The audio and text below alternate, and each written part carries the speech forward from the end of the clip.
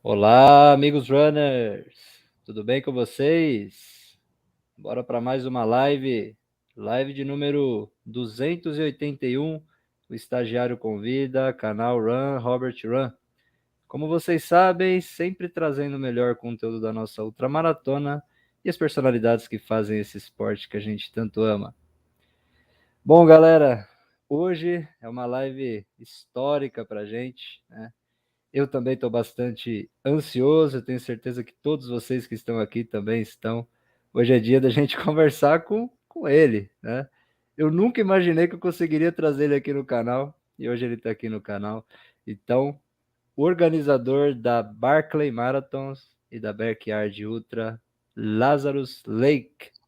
E também estou aqui com o comandante Mário Lacerda, Brasil 135, vocês conhecem ele, né? E ele vai ser o meu co-host, né? O meu tradutor aqui vai me ajudar hoje nessa entrevista. So, well, Lazarus, good night. It's a honor, it's a pleasure to have you here listening to Brazil. Thank you. I'm really proud to be talking to people in Brazil. It is an exciting place.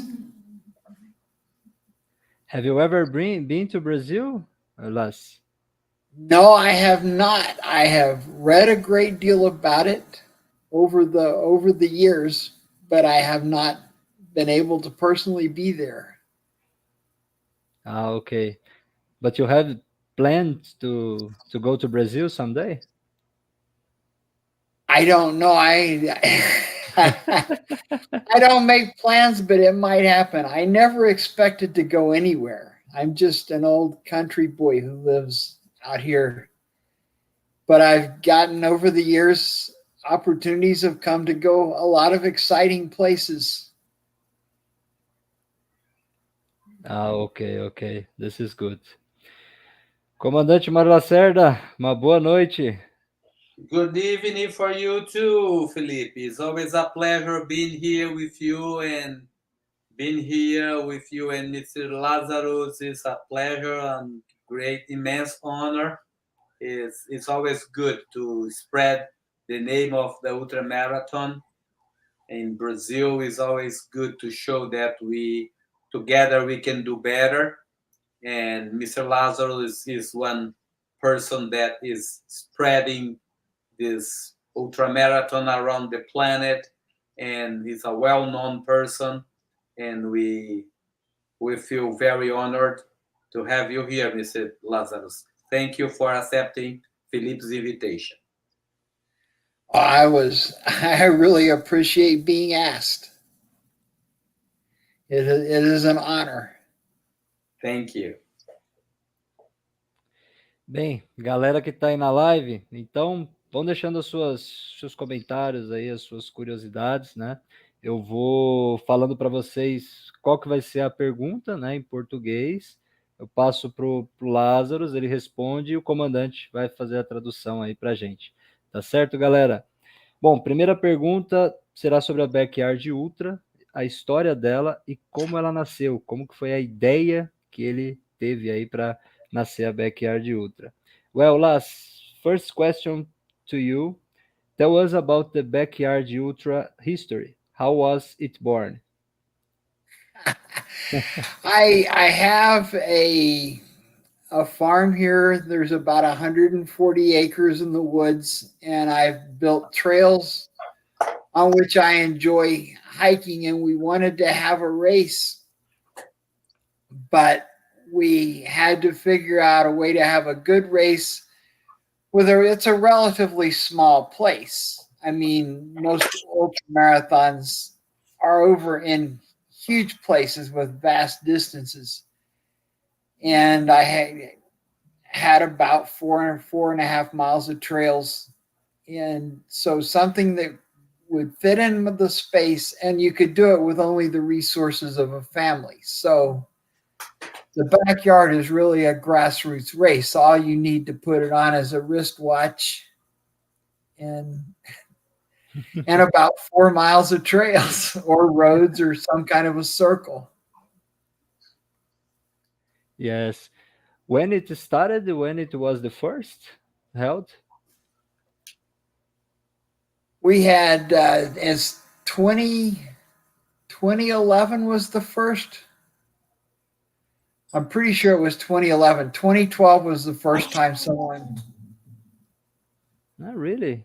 I thought it or was. maybe it was 2012 was the first one. 2013 was the first one where someone broke 24 hours. It has now 10 years, Backyard Ultras. And last year there was about 1,200 people that broke 24 hours. This is good. This is good. Comandante. Yeah, what? Ok, o que está dito aí foi o seguinte, que ele tem uma propriedade com 148 acres, hectares, e que ele queria utilizar isso aí e ver como é que ele poderia ter uma corrida nessa fazenda que ele vive no interior do Tennessee. E ele tem um pedaço de 4.5 miles, que é o percurso que ele utiliza para fazer corridas, e ele começou verificando isso e descobriu que a única coisa que precisava era um relógio e 4 milhas para fazer.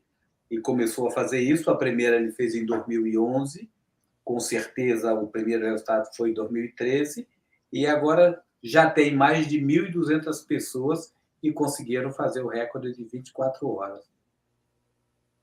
And when you say 1,200 people that finished 24 hours, means that they survived for 24 hours. That's right? Yes, the longest one last year was 91 hours or 90. I can't remember which now. And then, but these are all people who went at least 24 hours. Oh, okay. It's quite amazing. When you need 91 hours, it means 91 hours? 91 hours. That was Miran Geertz from Belgium in the big race of champions in Germany. Oh, okay. So and then the second place was Keith Russell, the Irishman.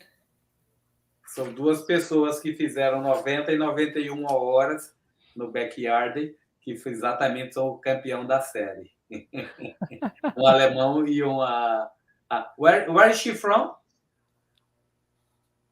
The lady, 91 hour? It was a man, Miran Geertz. He's from Belgium. Oh, okay, a Belgian. It's a boy. Okay. It's a boy. Wow. I can't imagine that to run 90 hours, 91 hours without stopping.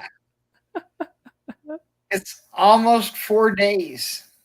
I think in the World Championships, in the races in October, everybody has in the back of their mind they want to be the first one to get to 100.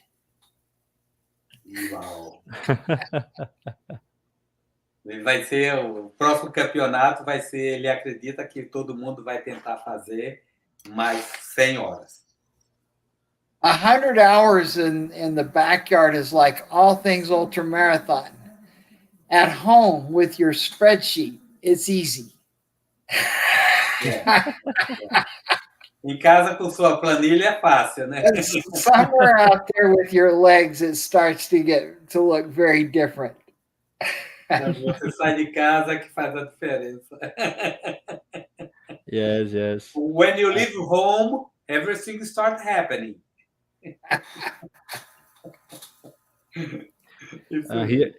Here in Brazil, we have two athletes that passed the 24 hours. Guto Rio with 26 loops and Itamar Góes with 25 loops. I remember the weekend watching on the internet when that happened, and it was a big step for Brazil. You'll see more to follow. People have to get experience, and then they've been showing me the courses in Brazil, and they're pretty difficult courses. Yeah, they are difficult courses. Yes, they are. Mainly the first one. Here on the farm, the Biggs Trail, it's rocky and hilly. And when I first built the trail, I made them as hard as I could make them because I thought that would be fun.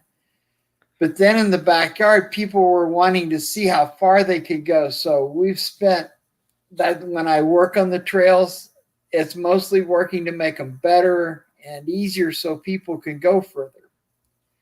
And it turns out in the backyard, the easier the course, the harder the race. Because if the course is real hard, you get to quit early. But if the course is easy, you have no excuse except that you gave up. Yes.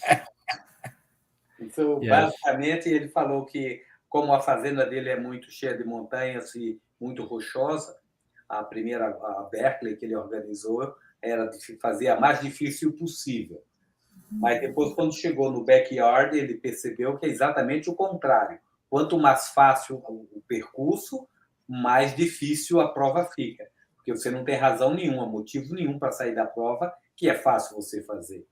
Então, ficou mais difícil quando ele fez o terreno mais fácil. Exatamente o contrário.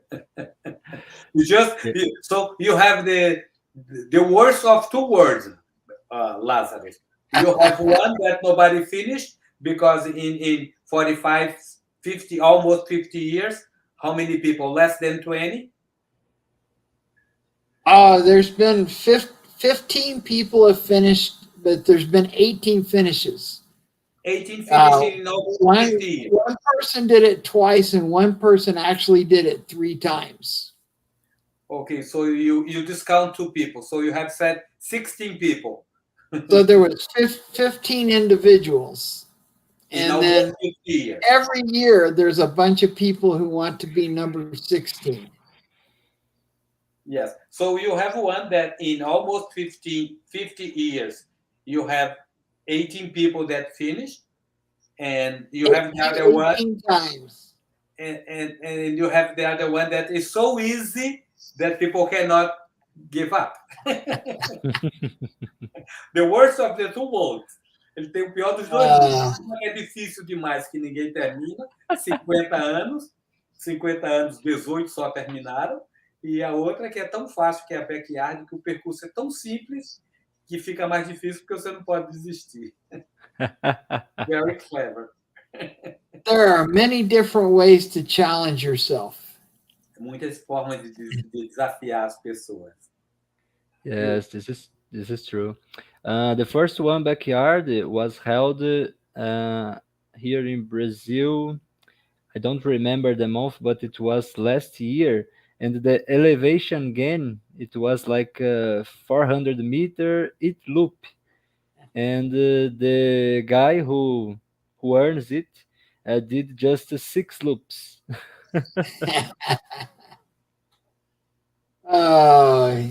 Yeah, I have seen some video of some of the courses that are pretty difficult. Biggs has about 250 meters. Is that right? 200 meters, 450 feet, whatever that comes out to be, of climb. But where I live, there's no way to have a course without any climb unless you just went back and forth across the front porch. Onde ele vive só tem montanha, não tem como fazer nenhuma corrida fácil. But let me ask you something, Lazarus. If we in someone in a country find a flat place, a flat 4 miles loop, that's exactly what you're looking for, isn't it? I don't know that. I think whatever way that people like to run it. Some people like run hilly ones.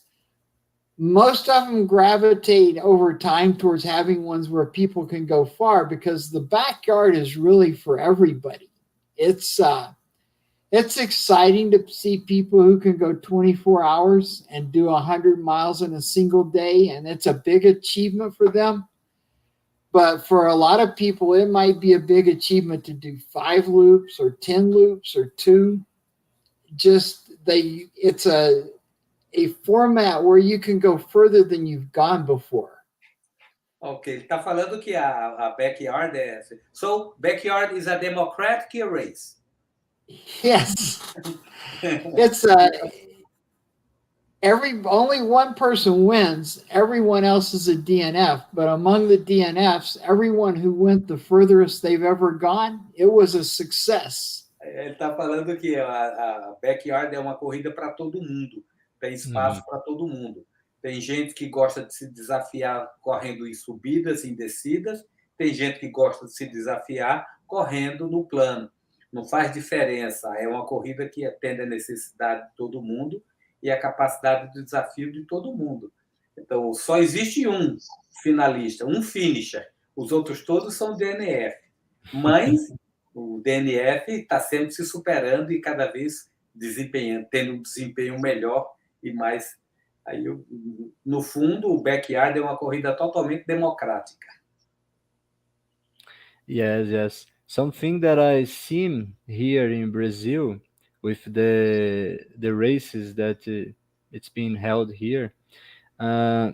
Some athletes go with the biggest course that they made was 20 kilometers, 30 kilometers. But when they go to a backyard, they just become ultramarathoners in the backyard. Yes. There are many people that maybe they started out only to see how far they could go. And then they realize, well, I could do a marathon. Yes. I could do it like this because the pace is reasonable. You have the rest built in. It forces you to run intelligent, to run smart. And then they think, well, I could do a marathon, and they go in the next time and do a marathon, and they think I could do an ultra. And the next time they get past I can't remember, the 50-kilometer mark is how many is the 7th or the 8th lap. So people set their goals to get so many yards, and then they get that many yards, and the next time they can go more and do things that they did not imagine when they started that they could do. É interessante que Felipe, da próxima vez você traduz eu vou só lhe acompanhar, vou só lhe ajudar se você precisar, tá? Você está falando inglês perfeito, seu entendimento está perfeito, tá? Eu vou só lhe ajudar se você precisar. Ok. Tá? Então, o que ele falou basicamente foi que no backyard você coloca os seus níveis, na primeira vez você dá uma volta, na segunda você dá 3, e você vai aumentando até que cada vez mais você se supera mais e vai caminhando. So, Lázaro, Felipe now is gonna translate everything that you say. If you can speak a little shorter sentence, so he'll be able to follow you, it will be good. Okay? So I'll be here only to help him. He's speaking a very good English and he's feeling...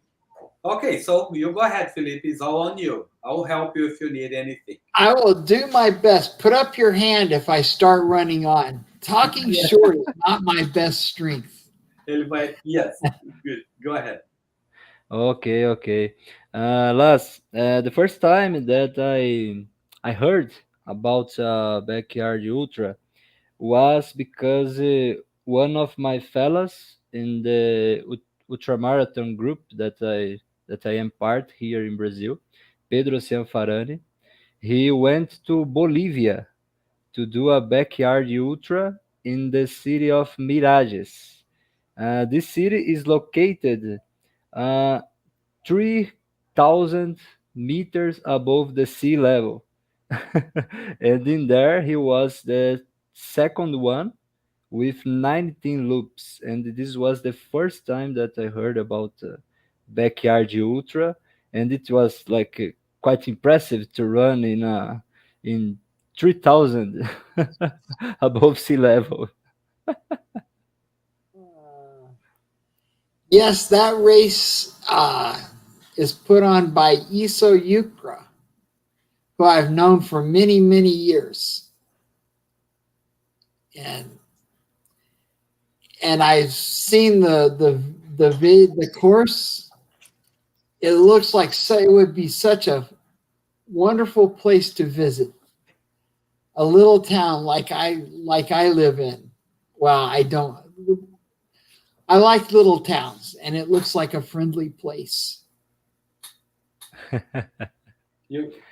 Bom, galera, eu falei para ele do Pedro Cianfarani, né, que ele foi lá para Mirages, foi a primeira vez que eu ouvi a respeito de uma backyard, né, de um Resta 1, e lá ele fez 19 voltas, ele foi o vice-campeão, né, e aí o Laz respondeu para mim que ele gostou muito, né, dessa prova, né, que foi realizada lá em Mirages, que era uma cidade pequena, né, e ele gosta de pequenas cidades, né? É isso mesmo, né, comandante? Certinho. A corrida foi organizada pelo Isoyucra. Isoyucra Okay. already run Brazil on 25. He's also a very good friend of mine. You know Iso? Yes. Yeah, I know him. I've met him I believe he lives in Escondido, California. Yes. I met him there. We had coffee already together in Escondido, California. So, o Isoyucra é o organizador e o organizador dessa prova. Isso aí, Felipe.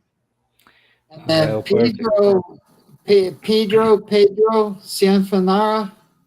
Yes. I may only be close, but I'm in the ballpark. He would have been able to come to Biggs if it weren't for the pandemic interfered with all the travel. I'm hoping that one day he gets to make the trip because I know he wanted to come. Yes. Tá feito o convite aí pro Pedro Cianfarini, né? Sim, já vou passar para ele já. O Laz fez o convite aí pro Pedro conseguir ir lá para Big Dogs, né? Porque ele não conseguiu devido aí à pandemia. And the last he talked to me about the Big Dog, the World Championship, and he talked with me several times, and he was so upset about the pandemic situation and to don't go there. It was really hard, and then a lot of the people who didn't get to come in 2020 wanted to come in 2021. But sports, it just moves on, and new people qualified, and and then only about half the people got to come in 2021, and now it'll be the satellite races in each country gives a lot more people an opportunity to compete for championships. And then to determine among themselves who gets to come, even though there's only half as many of the big dogs races. But I like it to be something in the athlete's control. Bom, traduzindo o que ele falou, o comandante me dá uma ajudinha também. Claro. Ele disse que, infelizmente, né, aconteceu de não dar para muitos atletas, né, irem, atletas que tinham aí o qualifier, né, para poder ir lá para Big Dog, né, e agora está tendo muitas, né, também provas, né, no mundo todo, né, da Big Dog, e aí era algo que estava fora do controle dos atletas, que agora se espera que isso não tenha mais esse problema, né. Perfect. Okay. Last, other question to you. First, I will tell to the people here. Eu vou perguntar para ele a respeito de se a ideia da backyard, primeiramente, era para ficar nos Estados Unidos e como que veio a ideia de ele internacionalizar a backyard. So, Last, in the beginning, was the idea just to keep the backyard ultra to USA, and how did come the idea for you to make it as an international race? The international, when we held the first one in my yard, we opened it up. There was 46 people who came, and they were the only 46 people who wanted to run a backyard ultra. We could have taken more, but those were the ones. And then when they did it, everyone thought it was so much fun. And of course, ever since then, we filled up. And then people would contact me and say, I want to put on the same race. And I said, sure, because why not for everybody? And then the next thing I knew, it was different countries. And I saw in my mind, well, this is like a whole different kind of running. It's not, it's something different. People are the best. I mean, the good athletes are always good athletes, but some of the people that are really great at backyards, they're not that fast. And in the normal races, people run off and leave them, and they can't catch up. In the backyard, no one can ever get ahead of you. They can't build a lead. So I thought,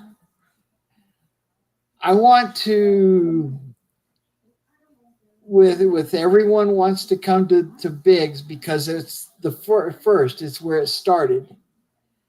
And it just became a de facto championship. And then we decided to make it a championship and have it where people qualify, and the athletes who want to, everybody who wants to can have a chance to make it here. So we look forward to seeing the Brazilian champion get to come in 2023.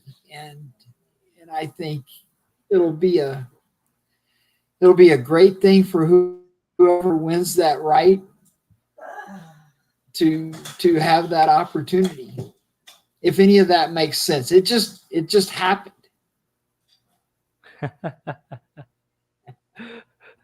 So you don't expect that to have this kind of a lot of countries doing your idea. When we did the first one, I hoped that some people would want to come and do it.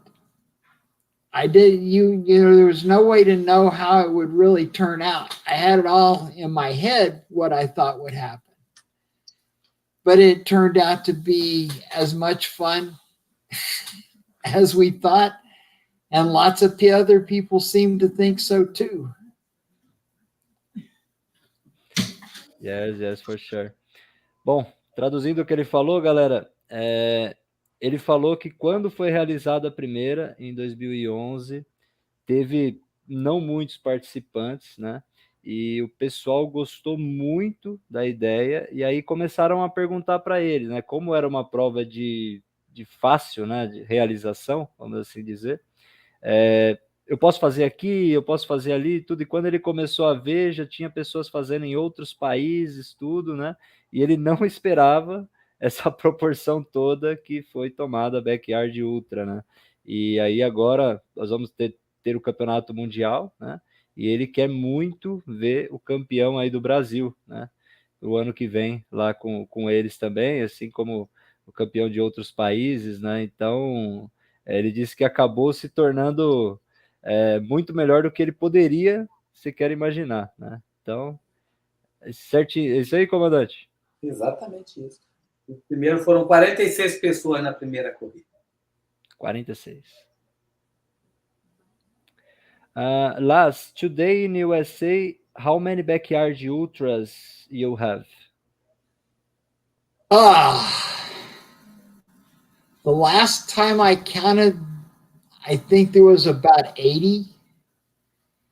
80. It keeps growing all the time. And there's a lot of races that I don't know about that are not affiliated with Biggs.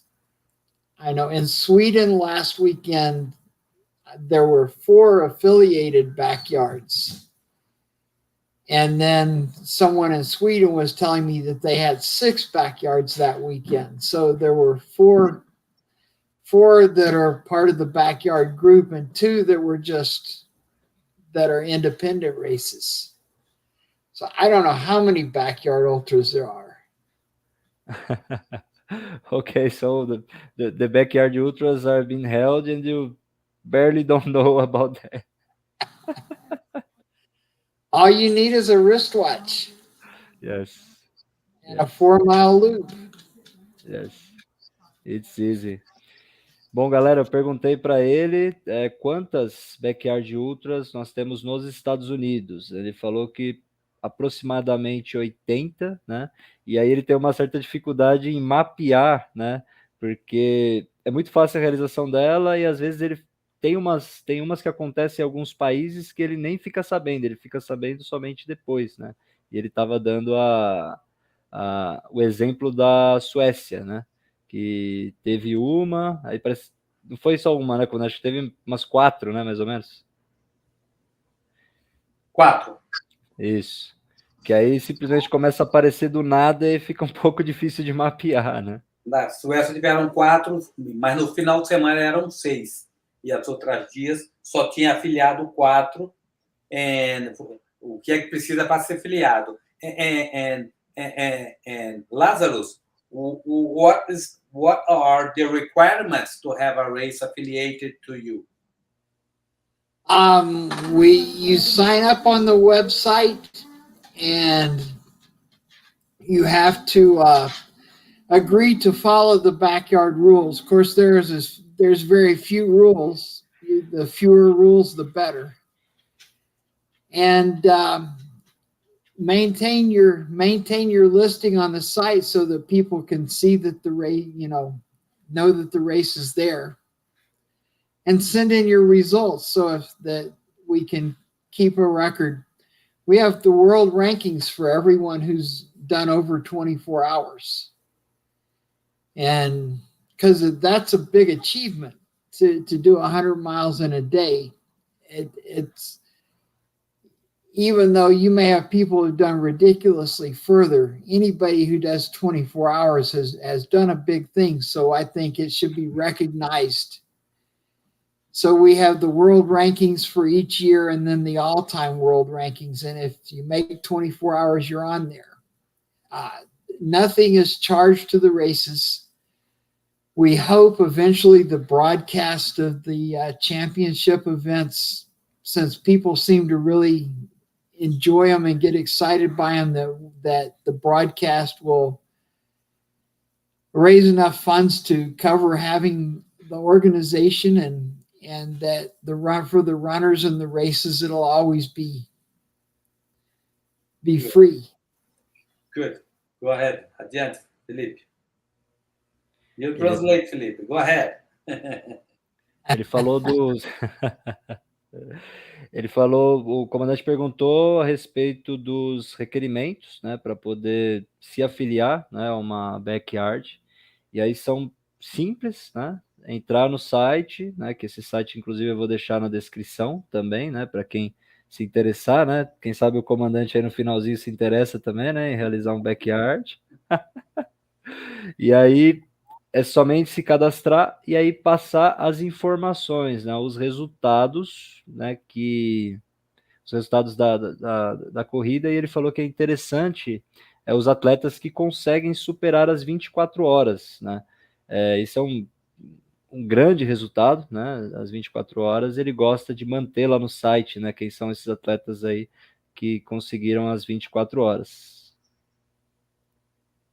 Isso. Mais ou menos isso, né? Isso. Ele mantém também o ranking mundial e o ranking anual e o ranking dos principais que fizeram isso. E não custa nada para ser filiado, ninguém paga nada para ele. E ele tem só o broadcast. E ele acredita que com o broadcast, fazendo a televisão e fazendo a divulgação, ele acredita que em algum momento vai ter patrocinador suficiente para cobrir os custos do evento e fazer a organização. Perfect. Last one curiosity.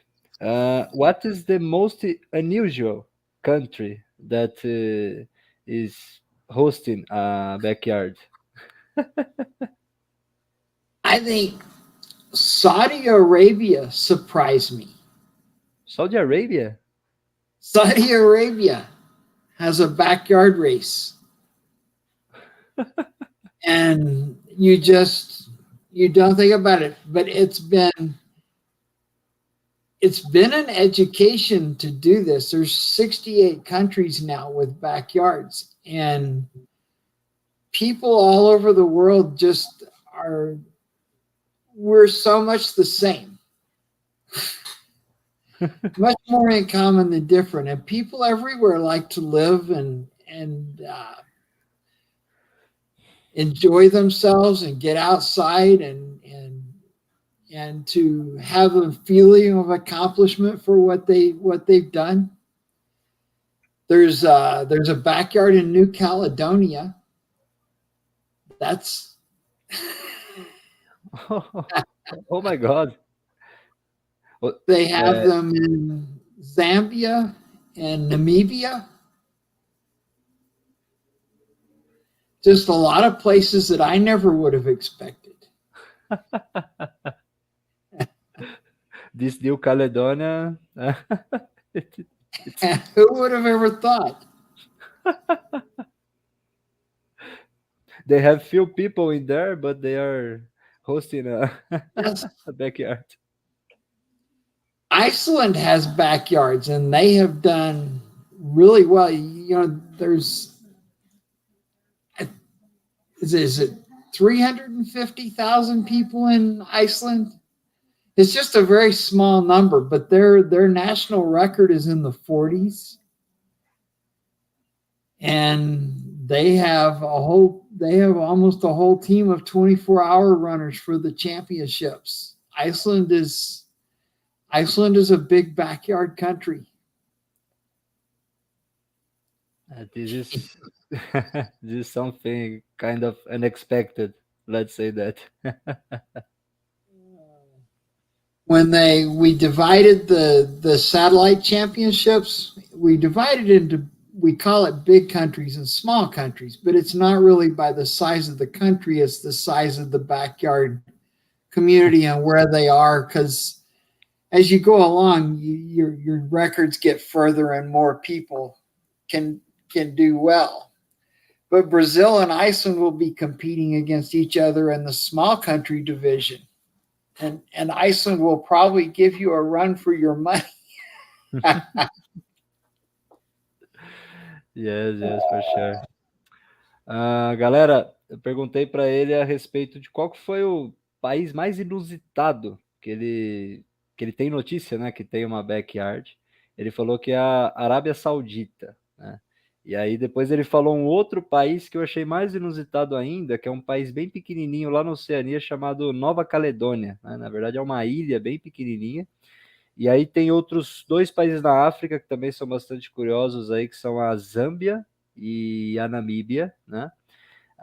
Ele falou também bastante da Islândia, né? A Islândia tem aproximadamente 360 mil habitantes, né? Então, se vocês forem ver aí, é metade da população de Campinas, por exemplo, e lá eles têm, né, backyard, atletas, né, de 24 horas, que já chegaram aí nas 40 voltas, né?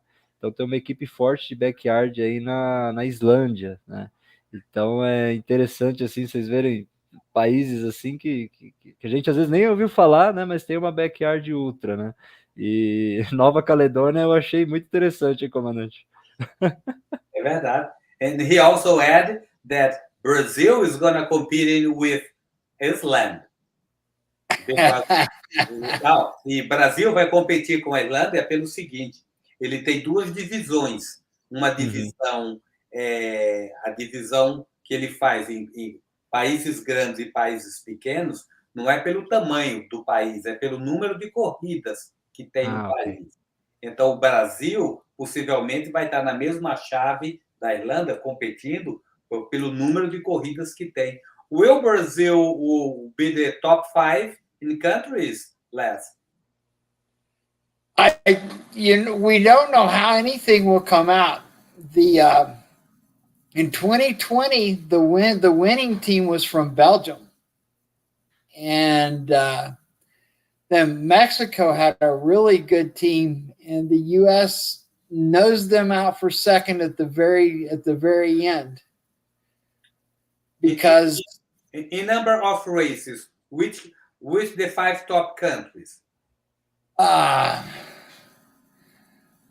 U.S. and Sweden have a lot. Then the UK has a bunch. Oh, it's hard. Then some countries don't have very many races, but they really have strong contingents. Germany has several. Mm-hmm. Spain has quite a number. And it seems like Brazil's got 4 or 5 now. Yes, let's count. We have one in the Rio Grande do Sul, one in Paraná, one in Pernambuco, one in São Paulo, one in Paraíba. Yes, now we have 5. 5. And that can change so fast. Yes, and I am sure that after this conversation, we will have the notes of a new one, or 2 new one, 3 new one.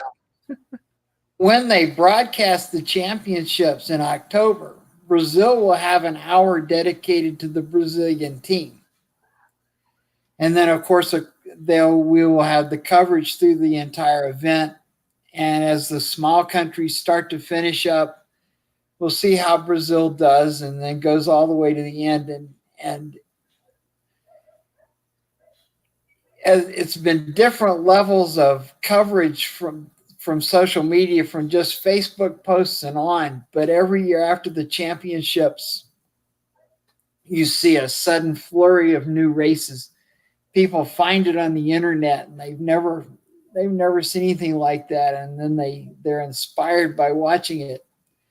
If Brazil's team has a really strong showing, then you might see 50 races in Brazil in a year. In 2019, I think there were about 50 races in the world, 50 or 60. And it hits somewhere and Yes, now how many races we have in the world? Do you have this number, or it's difficult?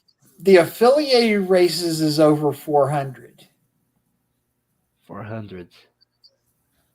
So Average athletes per race, Lazarus?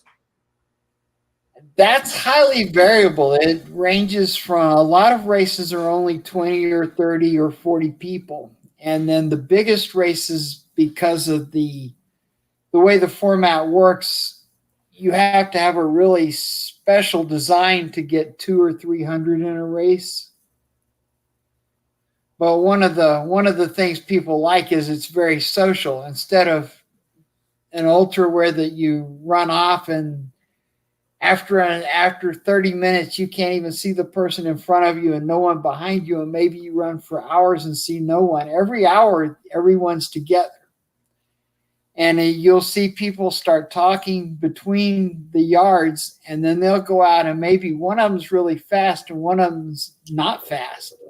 But they can run together and talk because all you have to do is finish the yard within the hour. So you are telling that the biggest one is 300, the smallest 20, so we can consider 100 average. Yeah, there's a lot around 100. And then I was looking at the numbers today in, say, Sweden, where it's pretty healthy. It looks like about 95% of the runners do less than 24 hours. And probably 80% of them do less than 12 hours. Maybe more. So really the race there is mostly not for the ultramarathoners or the 30-hour people and the 24-hour people. Mostly it's people running 4, 6, 8. I went to a backyard in Sweden, and the lady that was the manager of the motel where I stayed ran 2 yards. and she was happy all week because it was the furthest she ever went in her life. They hang a bell, and when someone runs their furthest distance, they ring the bell. So, good. Go ahead, Felipe. Without sorry. That's okay. We will pick some problem. parts. We will translate parts. I have written problem. Bom, galera, o comandante perguntou quais são os países hoje que tem mais Resta 1 sendo realizados, né? Então, os Estados Unidos, né? Ele tinha falado que eram 80 aproximadamente. Ele comentou da Suécia, o Reino Unido tem bastante, a Alemanha, França e a Espanha, né? Esses são os países aí que tem bastante. O comandante perguntou também a respeito da média de atletas que atendem, né, o Resta 1, né? Então o Lazarus falou que os menores aí atendem de 30, 40, os maiores seriam aproximadamente aí 200, né? E aí ficaria numa média de 100 atletas, né, mais ou menos. So we are talking about around 50,000 of backyard athletes running in the planet. Is that right, Lazarus?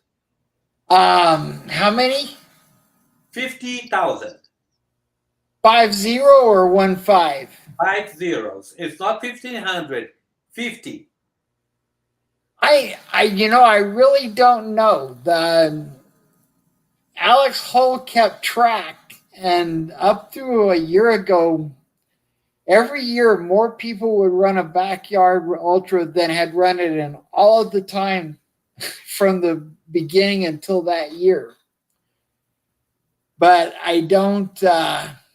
Yeah, I just got the numbers. To compile the results and know the numbers, I just don't know. I just got the number that maybe 400 races around the planet, average 100 per race.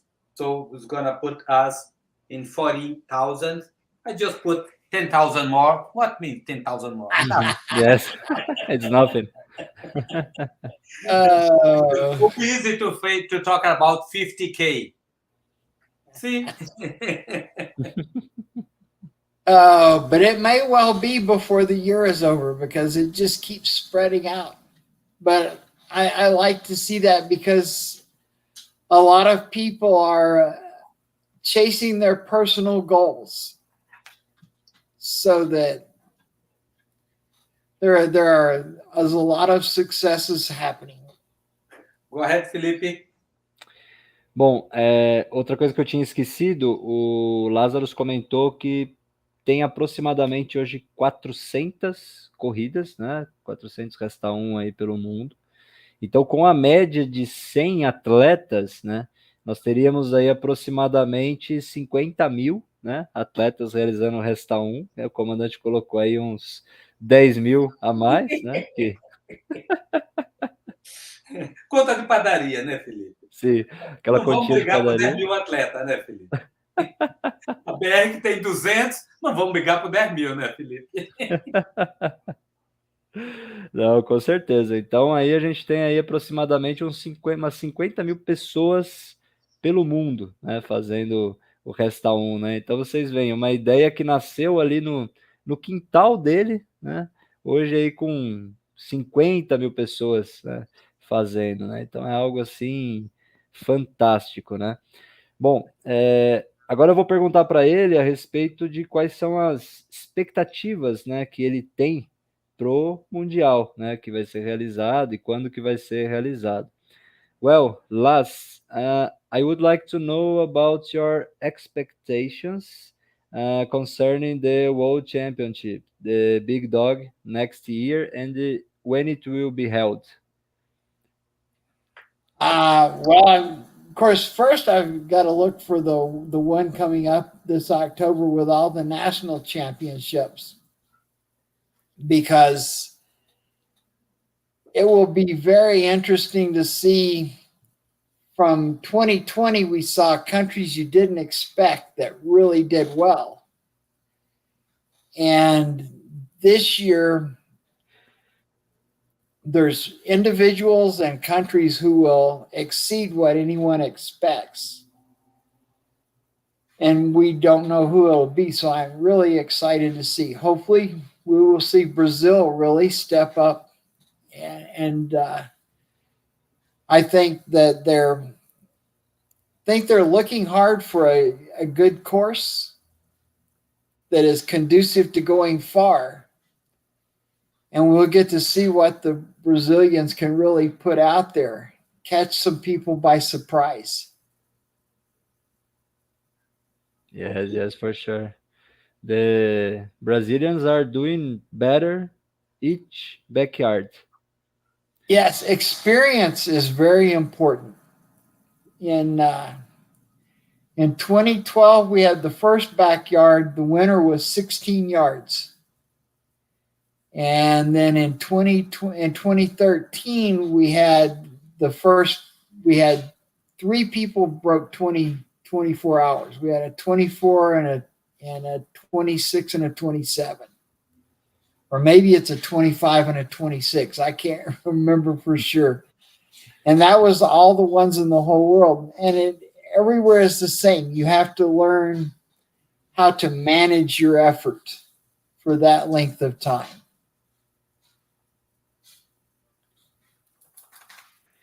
Bom, eu perguntei para ele aí sobre as expectativas, né, pro Mundial, né, pro Big Dog. Ele está com bastante expectativas, né, a respeito de ver qual que vai ser o melhor país, tudo, né, que vai conseguir. E ele está com bastante curiosidade a respeito do Brasil, né? Ele quer ver como é que o Brasil vai se sair. E aí eu falei para ele que é interessante, né, que a gente está aumentando, né, de cada backyard. E aí ele comentou que em 2012, né, o campeão tinha feito 16 voltas, né? E aí depois, mais para frente, já começou a 25, 26 voltas, então já começou a aumentar, né? Então, cada um vai puxando o outro, né? Aquilo que a gente sempre fala. Well, Las, I will invite here Renato Melo. Renato Melo is in the studio now.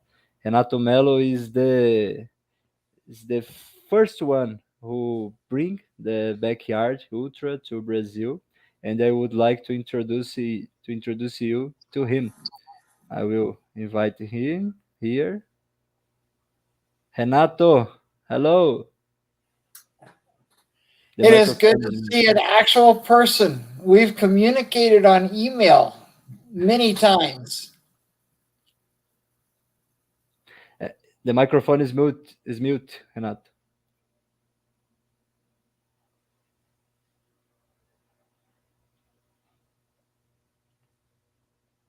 He's trying to connect. Okay. Foi. Filipe, boa noite. Parabéns aí pela amarração toda aí. Comandante, sempre um prazer vê-lo. Espero que seja tudo bem com você, com a família. Saudades de encontrá-lo pelo caminho. Vamos nos encontrar mais vezes, tenho certeza. Vamos. Lazarus, nice to meet you online. I'm very happy to be here and appreciate your time with us. Oh, yes. Well, I think that they had said that you were going to be there. And so I was really looking forward to talking to the people in Brazil. That you see people on email and you have a picture in your mind what they must look like. They never look like that. A gente só troca e-mail quase toda semana, né? Então, mas é legal. Ele acha muito difícil, muito diferente, que ele fala com as pessoas, recebe o e-mail e fica imaginando como a pessoa é. Quando a pessoa aparece na frente dele, ele nunca acerta, é sempre diferente. I shave my beard. About 4 or 5 days. It's been a while since I shaved mine. A few years, a few decades. When was the last time that you shaved? Before the pandemic, I never, not to shave it, as soon as that I didn't have a job where I had to shave, I never shaved again. But I would cut it off in the summer, in the spring, and so that it would be cool. And then by winter, it would grow out again and be warm. And then in 2020, no one would cut my beard. And I didn't cut it in 2020. In 2021, they still weren't cutting my beard. And then I thought, Forget it. it's too much trouble.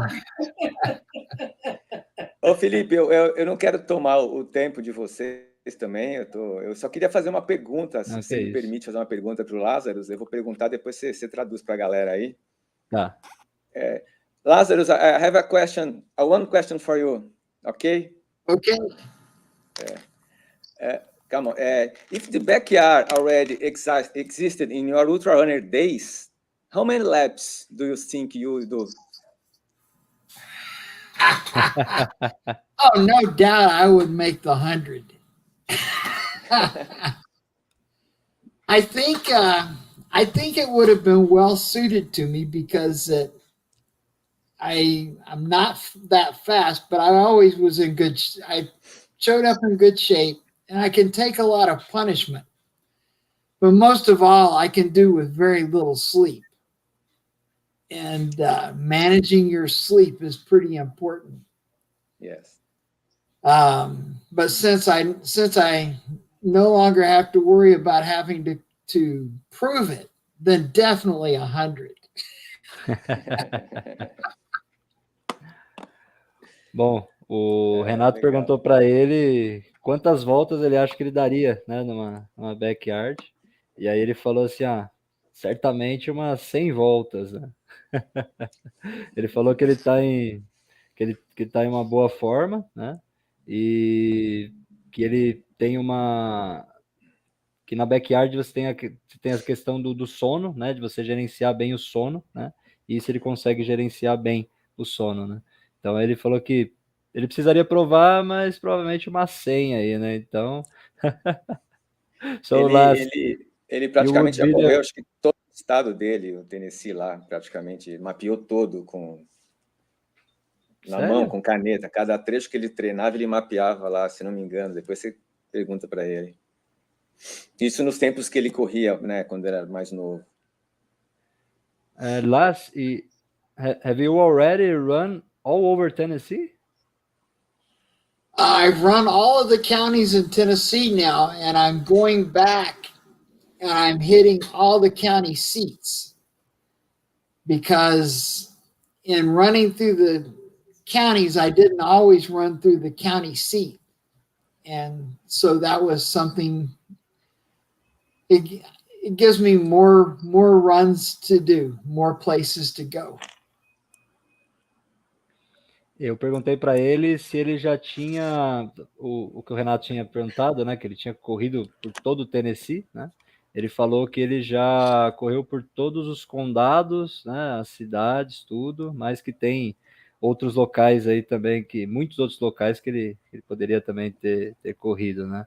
Então aqui o pessoal tá até falando aqui na live, né? Que o Lazarus é ultramaratonista dos bons, hein? A questão, o condado é uma estrutura social, jurídica, geográfica que não tem no Brasil. No Brasil, nós temos as cidades que são independentes, mas se você pegar, por exemplo, seria um condado aqui, eu moro em Seminole County, que tem 6 cidades. Essas 6 cidades são administradas por um prefeito de 6 cidades. Mas cada cidade é autônoma e tem a sua prefeitura e um grupo de cidades. Então, a Flórida, por exemplo, deve ter no entorno aí de uns 80 condados, são 80 counties. How many counties do you have in Tennessee? 95. 95. How many cities? Well, there's a county seat in every county. There's hundreds of little bitty cities. São 95 counties, condados, e centenas e centenas de cidades, como ele falou.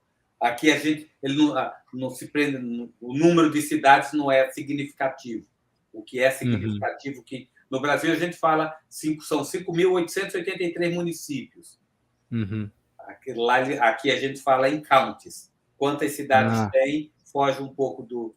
Então é um conceito diferente. Parece pouco quando ele fala em 90 counties, mas são muitas cidades. Filipe, eu vou deixar vocês, que eu tenho um compromisso, por isso que eu te pedi para entrar um pouquinho antes. Queria de novo te agradecer pela ponte que você fez aí com o Lazarus, com o comandante Mário. Tá uma honra estar aqui dividindo a tela com vocês. E falar para vocês que a gente está praticamente no primeiro ano de backyard. Depois você passa essas informações para o Lazarus, né? A gente está no primeiro ano de backyard no Brasil, acho que nem completamos um ano. A primeira prova foi em novembro do ano passado, em Cajamar. Nós tivemos, se não me engano, sete provas, contando com aquela, todas feitas na raça mesmo, sabe, como é a origem mesmo, no quintal. Então, eu acho que a gente deu um pulo bastante importante já no cenário internacional, já com provas de medalha de prata. Vamos sediar uma final nacional pela primeira vez, esse ano, ainda dia 15 de outubro. A gente vai ter o prazer de poder ser o diretor dessa prova, junto com os outros companheiros lá da Vaca, da Cal, o Cupira. Então, a gente está fazendo um trabalho bem bacana, e o que ele disse é fundamental, e o Mário sabe bastante disso. A experiência que vai levar a gente para a excelência mais para frente, e eu vou colocar 50 pessoas semana que vem em Itupeva. Eu tive um crescimento de 30 atletas para 50, é um número significativo, né? Estamos quase na média aí. Eu acho que a gente só tem a crescer. No Brasil, daqui a 2 anos, 3 anos, está fazendo sombra aí, pelo menos na América do Sul, já despontando lá na frente. Nós vamos trabalhar bastante para isso, e espaços como esses que ajudam a gente bastante a desenvolver mais essa modalidade, que vai crescer bastante ainda. Então, um abraço para vocês. Lazarus, nice to meet you again. Thank you for time with us. E nos vemos dia 15 de outubro. Espero que ele possa vir para o Brasil aí, quem sabe, mais para frente, né? He doesn't like travel to Brazil. He likes Sweden. Just Sweden. We will convince him to go to Brazil one day. You know, it would be an adventure. Vai ser uma aventura convidar ele. Se convidar, ele vai. Beleza. If we invite you, will you be there? I have to see how my schedule works. Se convidar, ele vai. Só vai dar uma olhada no horário dele. Eu vou me despedir de uma maneira importante aqui para o Lazarus. Lazarus, bye bye. Bye. The bell. There were no whistles to warn me. Precisar. 1 hora de entrevista também já, né? Vou fechar aqui. See you Tchau. Bye. Beijão. Vai, Renato. Beijão, Renato. So now am I supposed to disconnect? He's just disconnecting. No, he's the one that left. I have now here the race organizer from Call Backyard Ultra. It was held last month in Paraná, Campo Largo City.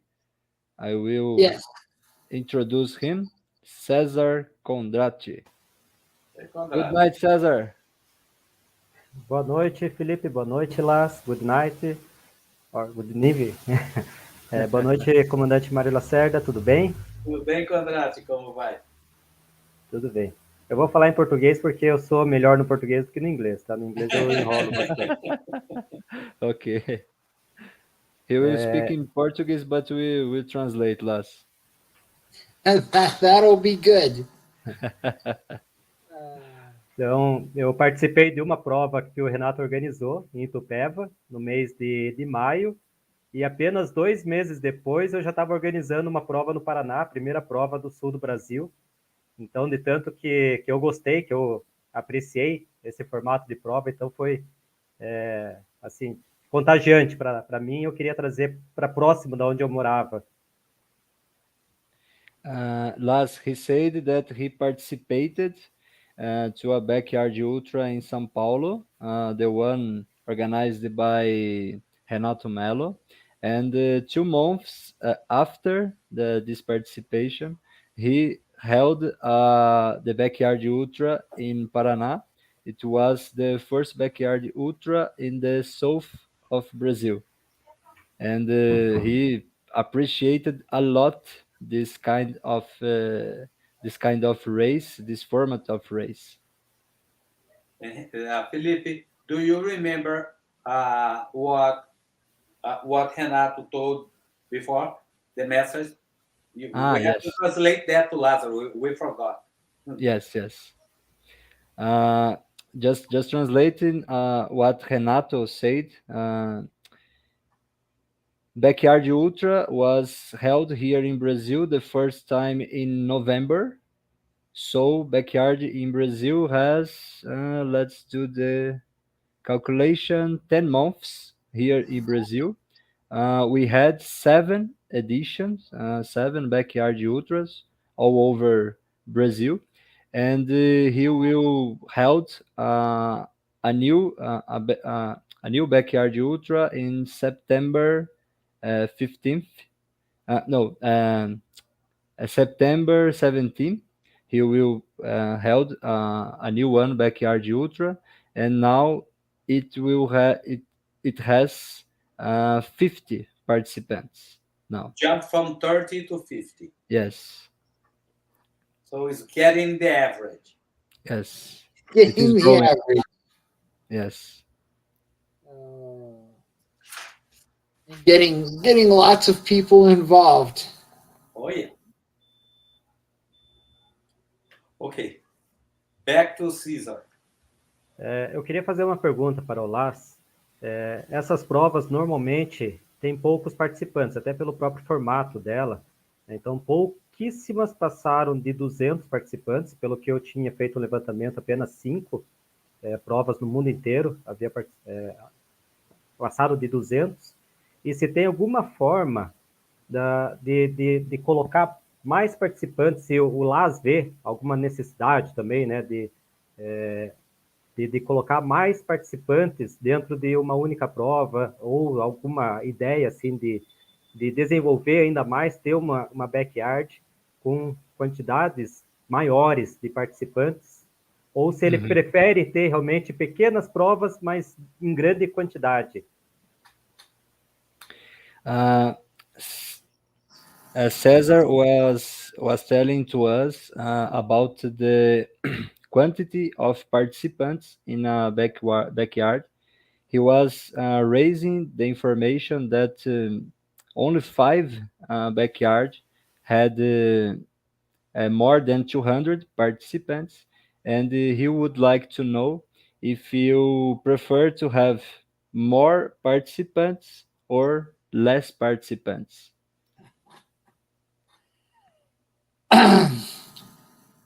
Of course, compared to other races, 200 is still considered mostly a small. I think I went to one that had 250, and they had a big long line, so it was still the small atmosphere spread out over a larger space. I enjoy having the 50 to 75 at bigs because everyone gets to interact with each other.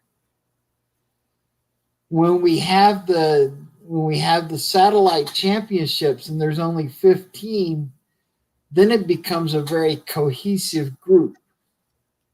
They're so much supporting each other, and of course, they're competing as a group against the other groups, so that they want to pull each other along. So all of them are better because they're small, but they're each enjoyable in their own way. Felipe? Ele falou que ele gostaria que tivesse bastante, né? É isso? No, go ahead. que ele gostaria que tivesse bastante participantes na backyard, né? Um competindo contra o outro, né? Em grandes grupos, né? Que ele teve a oportunidade de participar, né? De uma que teve mais de 200, né? 250. E 250 e que chegou lá, tinha, né?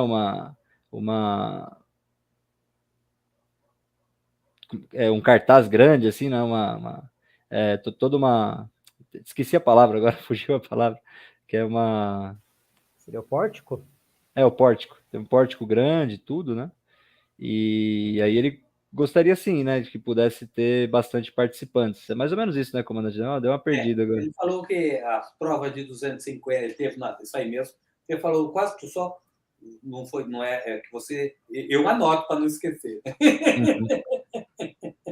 Eu vou tentando lembrar aqui. Eu já não tenho na sua memória, não. Eu tenho que anotar. Ele disse que participou de provas com 70 pessoas e que a prova tem um clima muito melhor. E quando foi na grande final, que tinham 15 participantes, as equipes competindo uma com a outra, então o espírito da ultramaratona foi muito bacana, todo mundo se ajudando uns aos outros, foi muito bacana. E uma outra parte da pergunta do Kondrati é one segment of the question is how do we increase the number of runners in a backyard race? What do you recommend? I think that a lot of the places they focus so much on the 24-hour and the people with huge yards that they don't have the general group of everybody in the running community. I think sometimes it was a mistake to call it an ultra because it's not really just for ultra marathoners. Most of the people that could do it and would enjoy it and benefit are running less than a marathon, or even just 2 yards, 4 yards, 6 yards. And people are intimidated. They think, oh, if I don't run 24, I'm not, or at least challenge it, get 15, 16. But really, that's where I would look to increase the participation, is to get more just regular people doing it. So you think changing the focus is the answer? Spreading that is not only for ultra. Yeah, it's not only for ultra. I think the attention and the focus on the people that just do incredible amounts, when someone does 30 and 40, it's amazing. And then no one's going to forget that. But if I was telling people to come and run, I would say, yeah, if you just do 2 yards and you've never run more than 10 kilometers, then 2 yards is a personal record. Go ahead, Felipe. Bom, então ele falou a related but similar discussion that came up today in one of the emails I read right before we started. They were talking about the cost of an entry fee when all the runners are going so far, because it costs a lot to put on a race for a whole day. Oh, yeah. And I said, I think in Sweden, where that you look and 95% of the people will run a much shorter distance, and probably 80% or more will run less than 12 yards, then you have the budget for a race. It's really a 12-yard race. So few people are going on that it can be absorbed. Does that make sense? Mm-hmm. As a race director? Yes, it makes sense.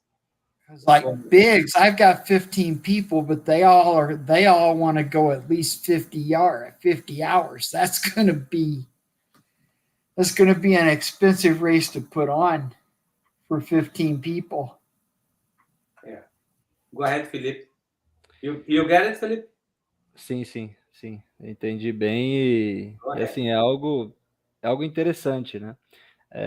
Ele disse que a gente tem que focar para tentar fazer crescer uma backyard, tentar focar na questão de você falar que não é somente para ultramaratonistas, né?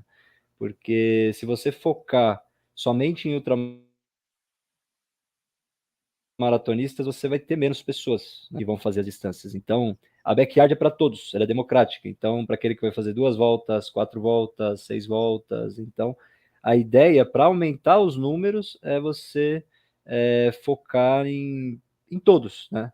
Então, não somente falar assim, é uma ultramaratona, senão o pessoal já vai começar a não querer participar, né? Então, é bem interessante. Ele tem uma ideia parecida com o que a gente pensa aqui também, né? Porque a gente vê muitas provas aqui no Brasil que tem as escadinhas, né?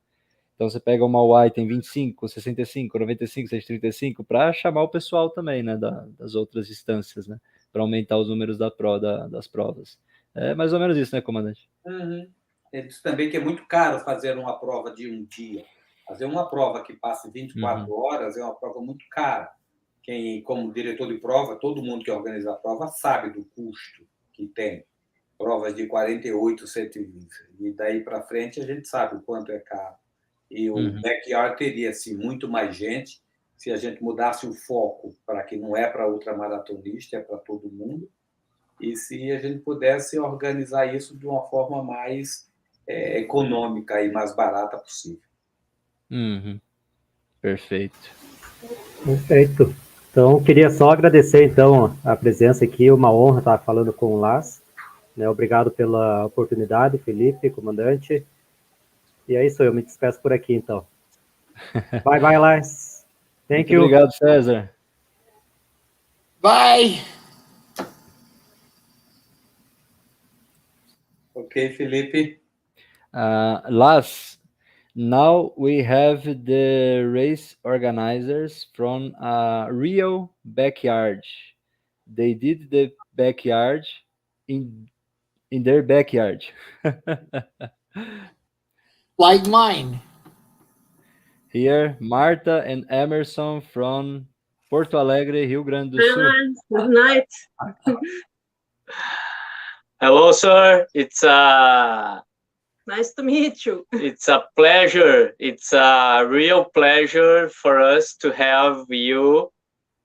We could not ever imagine that we were going to be talking to you, and we would say, Marta and I, we would like to thank you a lot for all the work you've been done with Backyard Ultras, and we are very proud about being here and working here in Brazil to divulgate this kind of race, and we are very emotions about what we are having here, and for us a pleasure to be here with you. And like you, we have our race in our backyard. We have a kind of small farm here in Porto Alegre. It's the southest state, Rio Grande do Sul, and it's about 60 acres. And I also believe Marta is going to be in Tennessee in 1 or 2 years to run in a big backyard.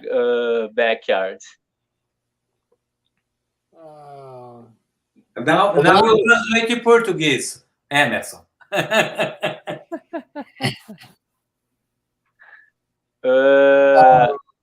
Yeah, I think I had seen your picture when you sent. I remember when you put the race into the group, because you had told me then it was in your backyard. Yes, you commented that that you were kind of, let's say, happy because we are we are going to run a backyard in a real backyard, and it's a small farm from our family. It's going to be 70 years already that we have this land. But besides of all, we are very pleasured, and as I said, it's an important moment for us here as an organizer. And as Renato said before, Brazil is just in the beginning of this work and divulgating the backyard ultras and so on. You are going to be very pleasured with Brazil in 6 months and a year. We believed a lot. Marta and I, we went to run Call Backyard, and I did 11 yards, and Marta did quantas voltas tu deu? 15, mas só contou 14. She did 14 yards, and she's the female that has the record here in Brazil. For now. 14 voltas de quanto? Oi? Marta, 14 voltas de Yeah, quanto? I think the winner did 15 yards, 16 yards, and Marta did 14, and she didn't got the time for the 15. Ou seja, 14 voltas de 4,4 milhas e meia. Isso. Let me ask you something. Is it mandatory? You said there are requirements to have a race on the series. So is it mandatory to have a long beard? Because Renato have one, and then Emerson has one, and Cesar also has one. Do I have to have one to be part of the cult? You are kind of, if you don't have a beard, you're like a probationary race director. Yeah. What can I say to all my friends in the Navy, the admirals and everything in the Army? They will see me like that and say, what happened to you? Hey, little girl.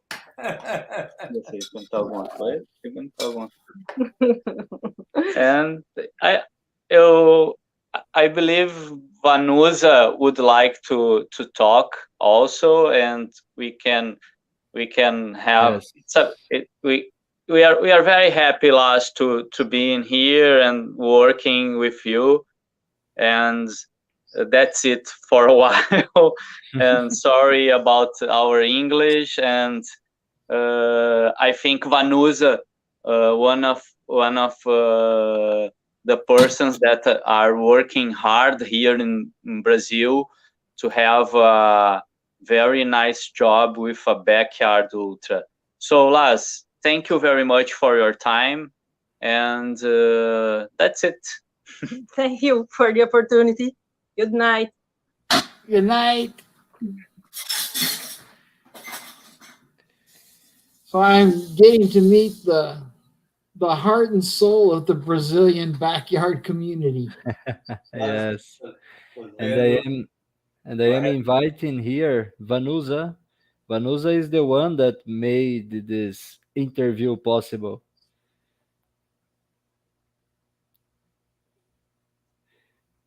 I sent to her the link, and let's see if she will be able to join us, just to thank you, and you have the opportunity to meet her. Felipe, comenta que ele falou sobre a organização do backyard. Comenta. Da vaca? Ele comentou agora que conheceu pessoalmente sim. o kernel, o núcleo do backyard do Brasil. Sim. Os big dogs. You know all the big dogs race director, Lazarus, from Brazil.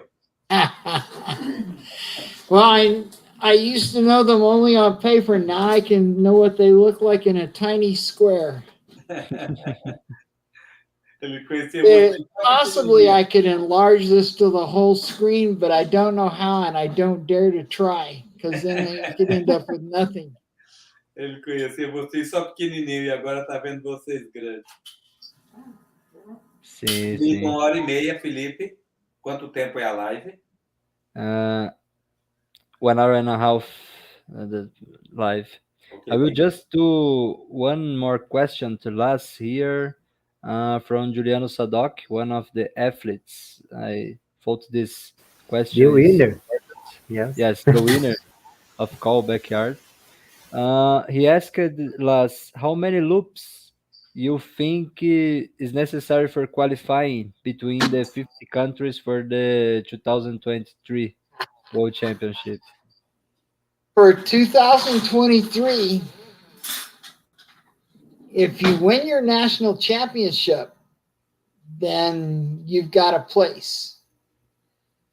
If you don't, it looks like right now it would probably be in the 60s. Whoa! But we have to see what people do. 60 I don't laps? have 60 laps? 60 laps. There are, oh God, there's like 6. I need a second computer. Or do I dare? I could look it up.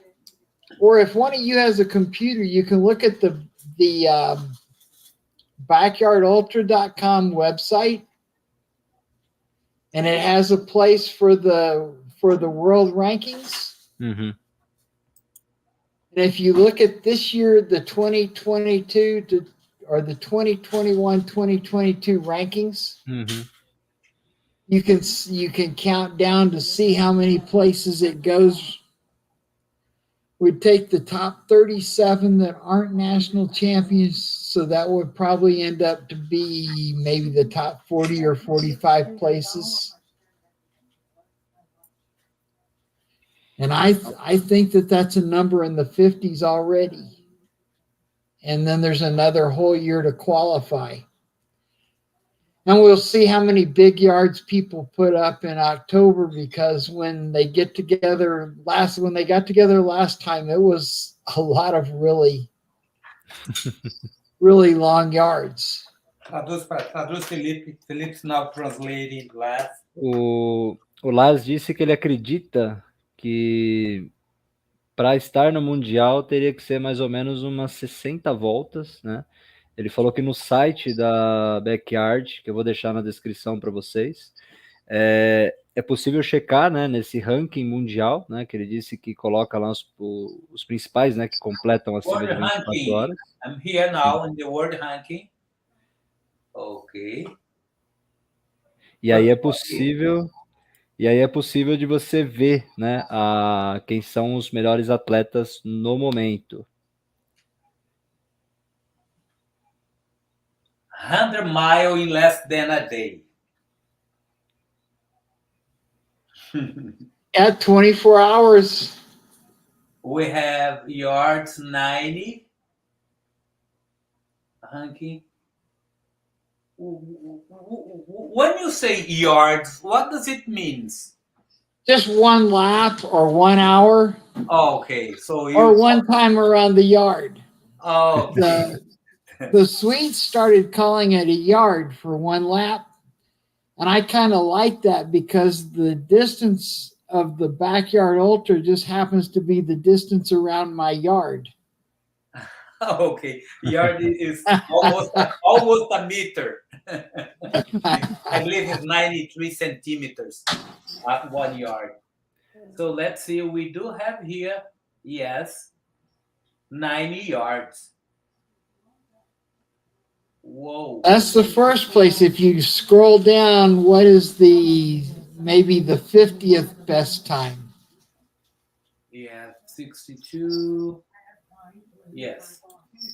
20, 20, 41, 55. Yes. That's gonna be at least 60. You are right. You are right. So be prepared. So who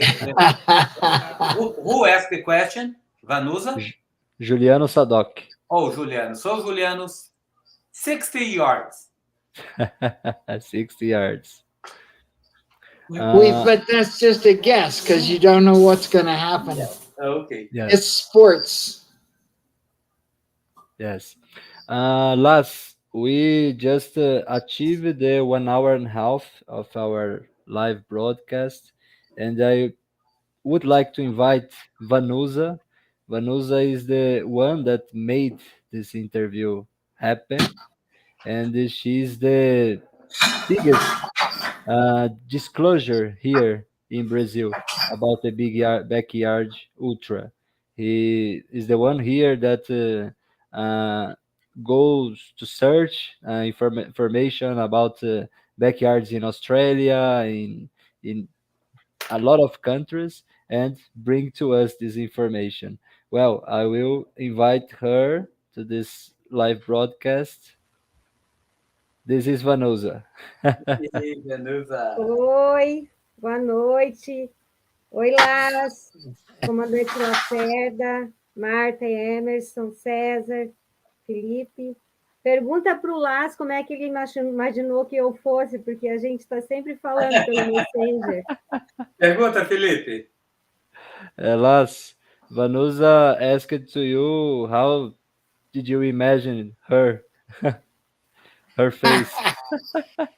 I had seen a picture of her somewhere, but I think the first 5 times that she wrote to me, I thought that it was a man. And then I saw the name, because it's not a name you see in the US. No. Okay. And I saw the name somewhere, and as a woman, I thought, yes, and then because there's an American version. I'm trying to think.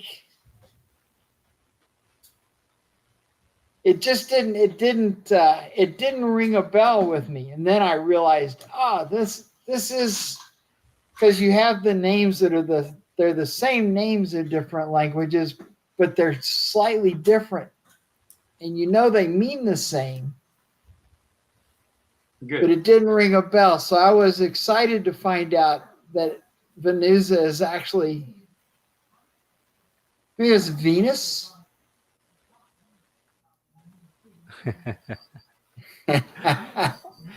But so then I looked to be sure. So that I looked her up on the internet and found a place that had her picture. So I had some idea how she looked.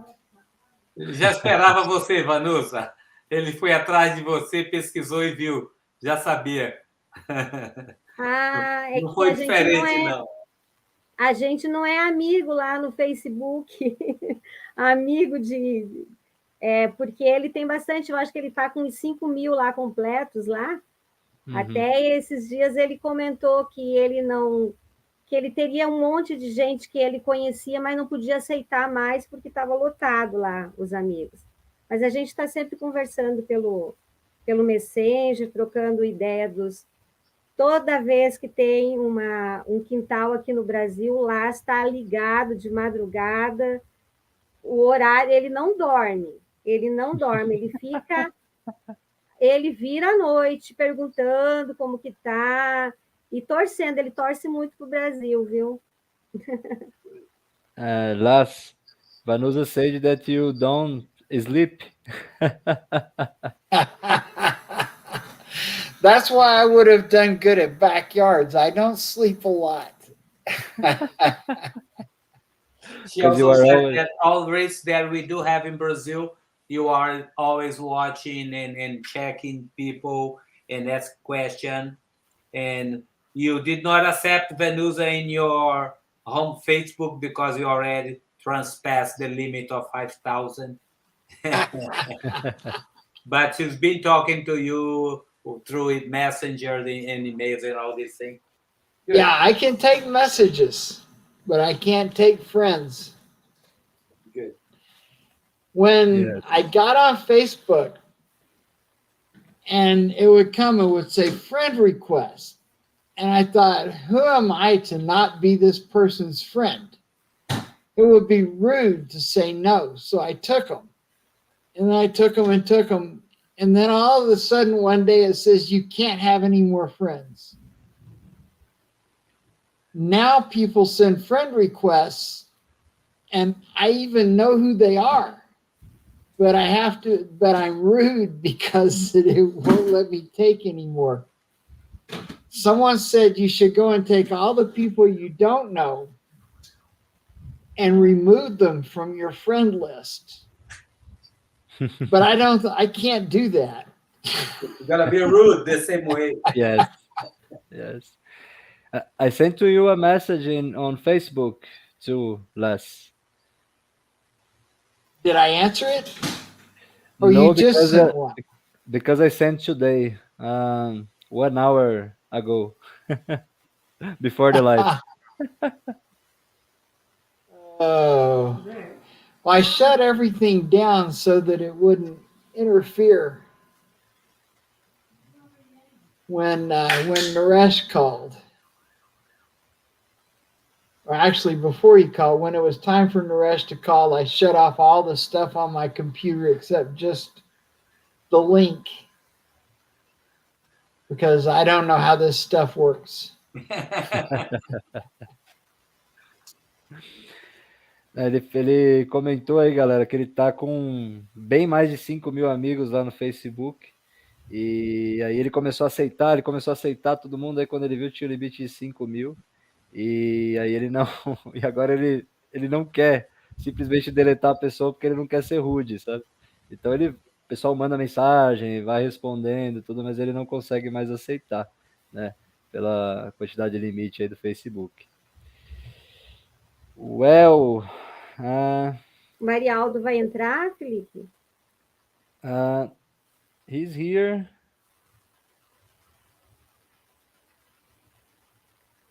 I will invite him also.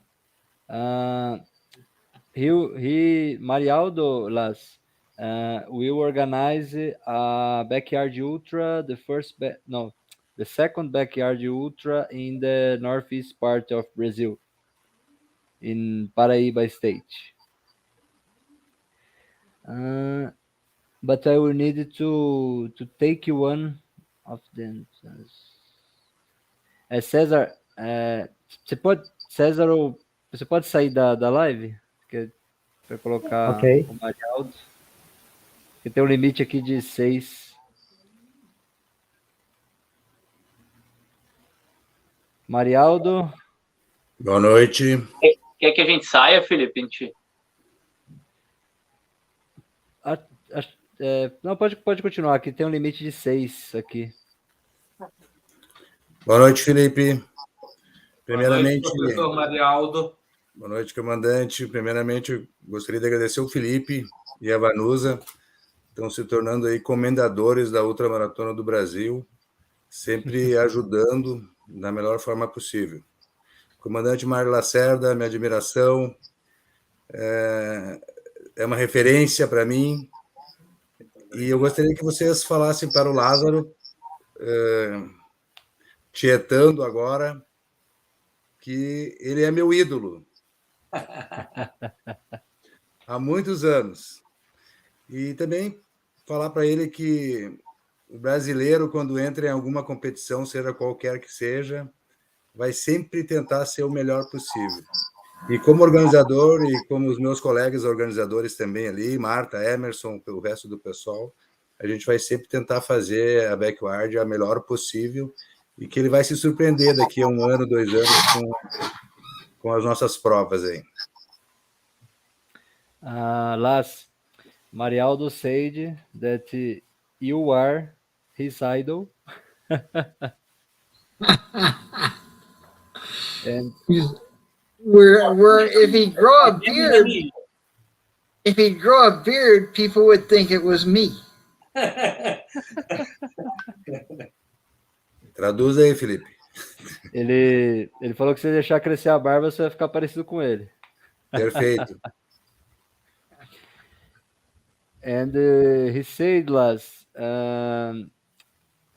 that the Brazilians, when they start something, they will try to be the best in something. So we will try to be the best in the world in the backyard ultra. Let's see. Hey, you never know. Anyone can win. Yes. Eu tenho uma última pergunta para ele, Felipe. Quero saber do amigo dele, Barclay, que, segundo o documentário, ele falou que Barclay era um nome em homenagem a um amigo dele. Como que está o amigo dele hoje?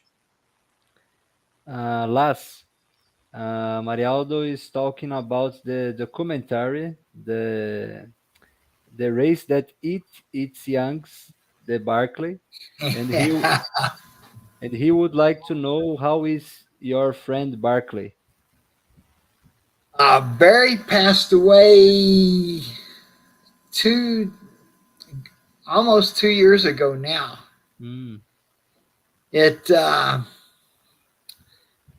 We get old. Yes. It happens. I'm sorry for that. Sorry for that. No, he said it was time.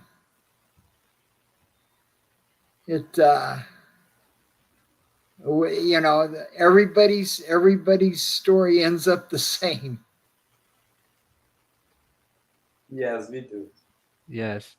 Marialdo, ele disse que faleceu tem 2 anos atrás. Sinto muito, só que eu gostaria de saber, era uma continuidade da história, né? Então, há sempre uma curiosidade. Eu também não sabia, também. Comecei a assistir o documentário, mas eu não terminei. Acho que foi.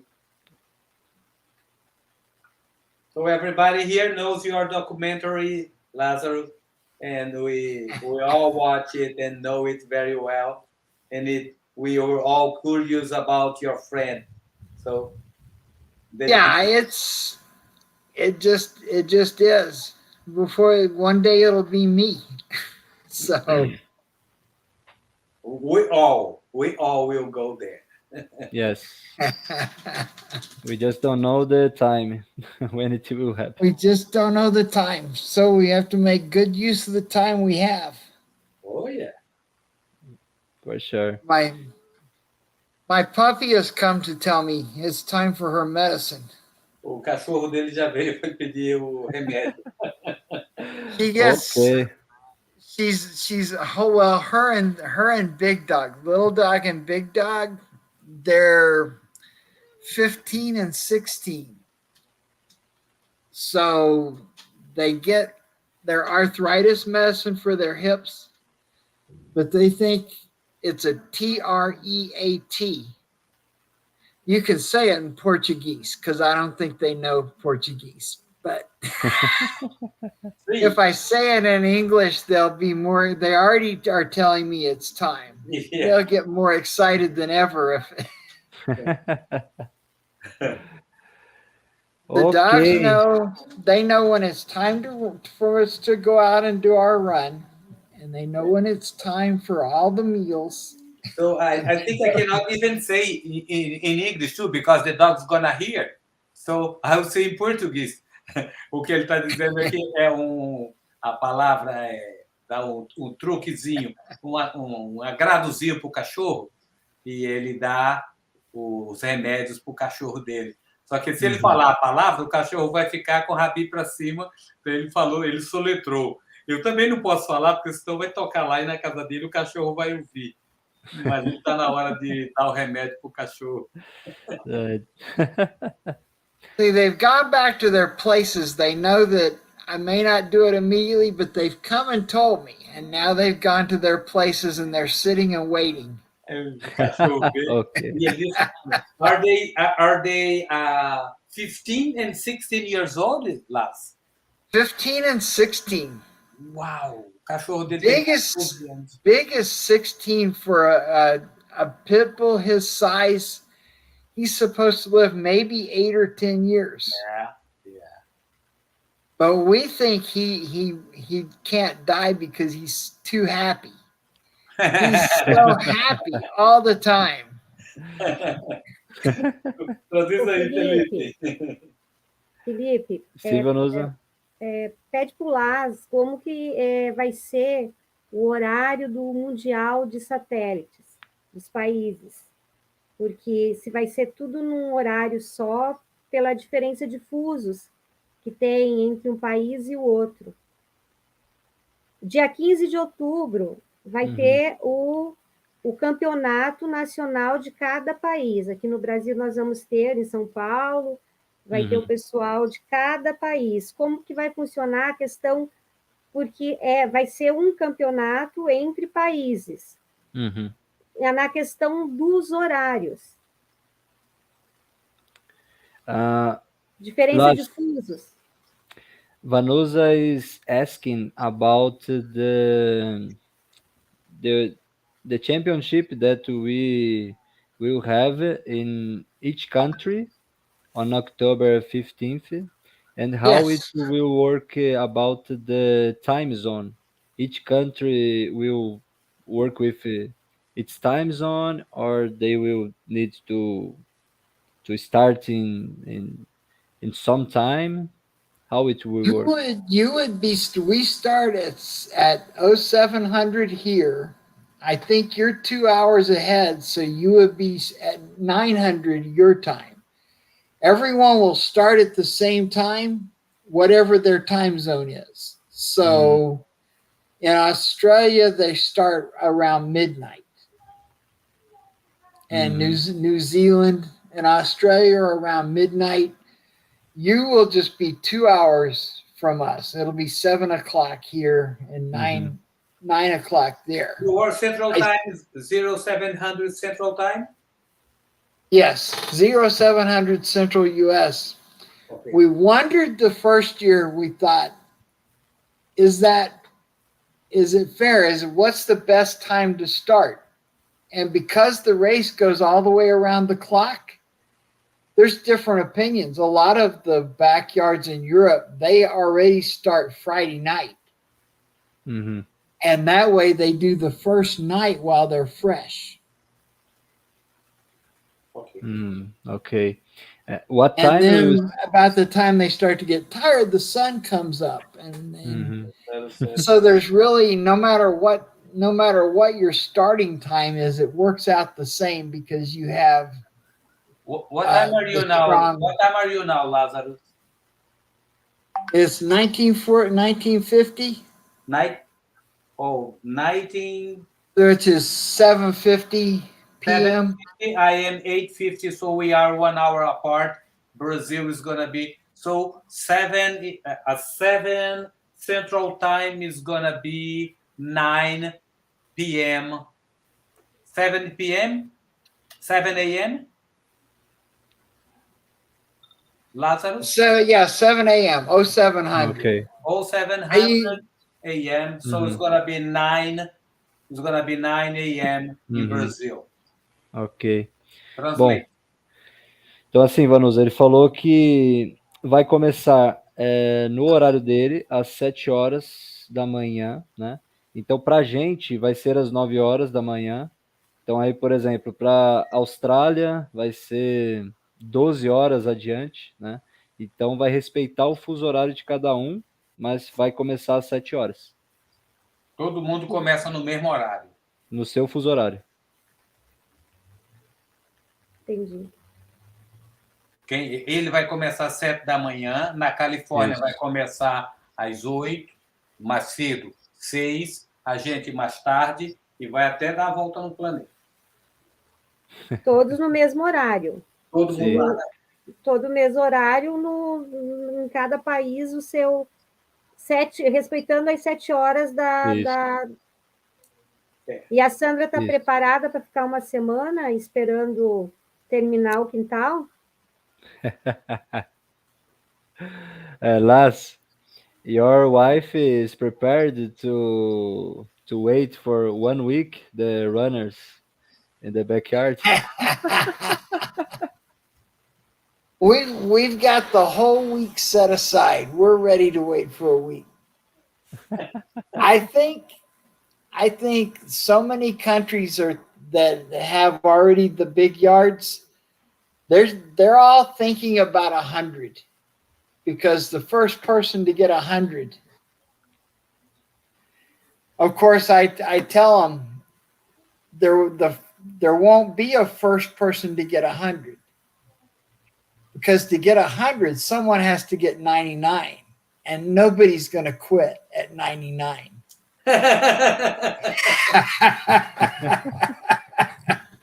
Yes. I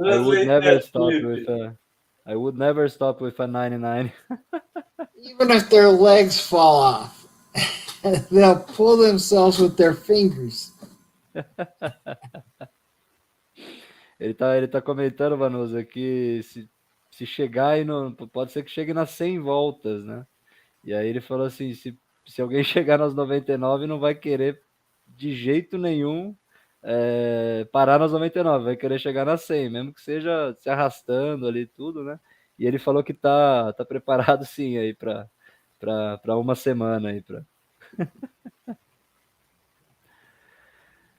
Well, let's finish the broadcast. 1 hour and 50 minutes. We surpassed in 20 minutes our forecast. Yes. almost 2 hours of live broadcast. And last, so many thanks to accept our invitation. So many thanks to talk the first time to Brazil. We are very, very happy to have you here, and you can be sure that the Brazilians here that we introduced to you are doing a very, very good work to make backyard uh, a big race here in Brazil. I am proud that you asked me. It's been a pleasure to actually meet and see the people that I've been talking with on the internet, and it's been exciting to watch backyard come in the last 10 months from just an idea in Brazil to where it's happening, and there will be a national championship team, and you have runners in the 24s, and hopefully hundreds of runners coming up who will do the best distances they can do. Bom, o Las falou, né, que está bastante feliz, né, de ter sido convidado aí para estar participando, e ele quer ver aí nos próximos 10 meses, né, como que a gente vai estar, né. Ele espera que muitos atletas aí vão conseguir as suas melhores distâncias, né. Então ele está muito feliz aí com o nosso trabalho. Comandante Mário Lacerda, muito obrigado. Satisfação é toda minha, Filipe. Vamos aproveitar esse momento para divulgar como o Backyard está começando e é ultramaratona, para que eles possam participar também do livro que a gente está escrevendo para fazer esse registro. Viu, Marta e Emerson?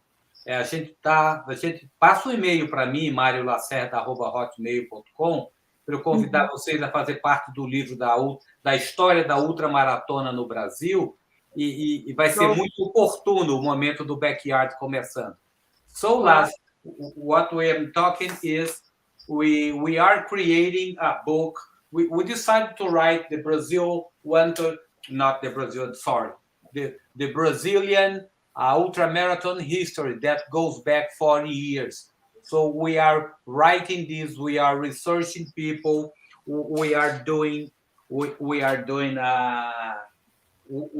all kinds of to motivate people. We are doing the passport, ultramarathon passport, just to get to know how many ultras we had, how many athletes we had.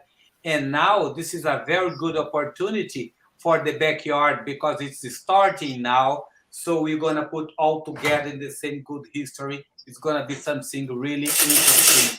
It's going to be something really interesting to have the Brazil history connected, starting with the backyard race, just like you started. You are starting something really amazing in Brazil, and I'd like to say thank you for your participation here and your motivation. Thank you. So thank you, Laz. Thank Thank you. Bye bye. Thank you very much. Obrigado. Bye Boa bye. noite, pessoal. Boa noite. Boa noite. Valeu. Falou, Boa valeu. Good evening. Vaya con Dios. Vai com Deus. Olha, que Deus. legal. Bye bye, lad. Thank you. Bye bye, Las. Filipe.